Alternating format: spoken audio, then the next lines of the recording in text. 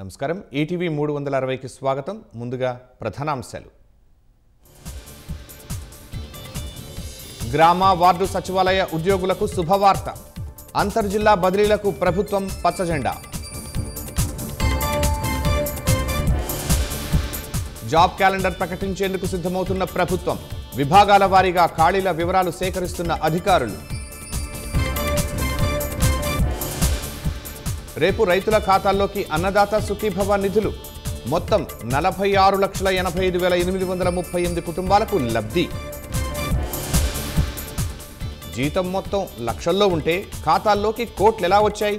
తిరుమల కల్తీ నెయ్యి కేసులో చిన్న అప్పన్నకు సిట్ ప్రశ్నలు. సౌదీ ప్రమాదంలో 3 తరాల్లోని 18 మంది మృతి.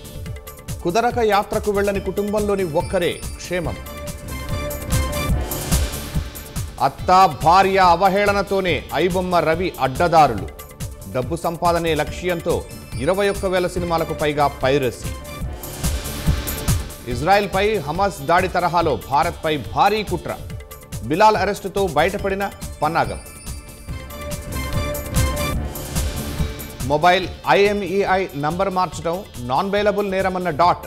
3 ఏళ్ల వరకు జైలు శిక్ష, 50,000 వరకు జరిమానా.